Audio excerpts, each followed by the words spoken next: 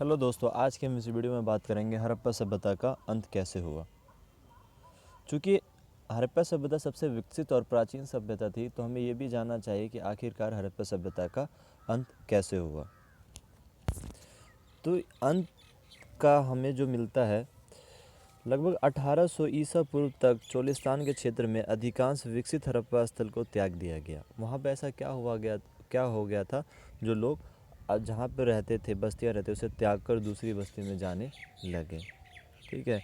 और उसमें सबसे बड़ी बात ये भी मिलती है कि हमें वहाँ पे जो ईंटें, मनके, मोहरे, वो भी धीरे धीरे समाप्त होने लग गया। धीरे धीरे वो उनको भी मतलब निर्माण में कम लाया गया। जो भी रोज़मर्रा की वस्तुएं थी वो कम बनने लगी उस टाइम में। ठीक है। तो ये सब कारण थे जो एक सभ्यता को अंत की ओर ले जाते थे। तो जिसमें विद्वानों का मानना है कि जो सबसे पहला कारण है वो है अत्यधिक बाढ़ का आना। और ये स्वाभाविक था कि क्योंकि हड़प्पा सभ्यता की जितनी भी विकसित बस्तियाँ थी वो ज़्यादातर सिंधु नदी के किनारे विकसित थी, तो वहाँ बाढ़ का आना स्वाभाविक था। ठीक है। दूसरा कारण है वनों की कटाई। तीसरा कारण है अत्यधिक बाढ़, नदियों का सूख जाना या मार्ग बदल लेना। और ये भी संभव हो सकता है कि सिंधु नदी अपना मार्ग बदल लिया हो, जिससे उन्हें पानी में, सिंचाई में और फिर जो ज़रूरी काम काज होने उनमें परेशानी होती थी, जिससे लोग अपनी बस्ती त्याग करके दूसरी बस्ती में जाने लगे। ठीक है। लेकिन इन सब से ठीक है, लेकिन ज़्यादातर विद्वान इसे तर्कसंगत नहीं समझते। वो सबसे ज़्यादा किसे समझते हैं? बाढ़ का।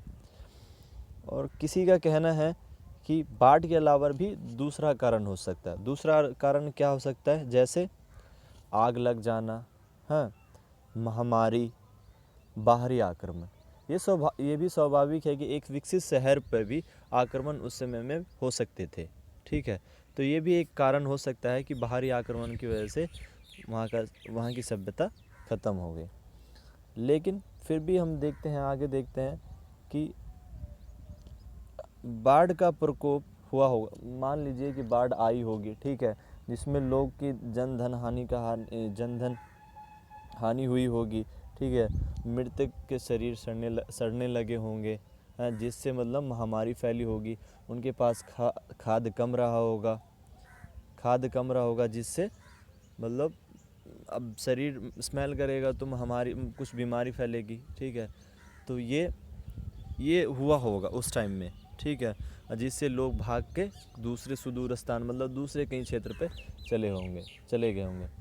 तो सभी विद्वानों का सबसे ज़्यादा मतलब इन सब कारणों में से, जैसे जलवायु परिवर्तन, वनों की कटाई, नदियों का सूख जाना, मार्ग बदलना, भूमि का अत्यधिक प्रयोग करना, इन सबसे ज़्यादा महत्वपूर्ण अत्यधिक बाढ़ का आना को माना जाता है। ये एक प्रमुख कारण हो सकता है हड़प्पा सभ्यता के पतन का। क्योंकि इतनी विकसित सभ्यता का अंत कैसे हो सकता है? इसलिए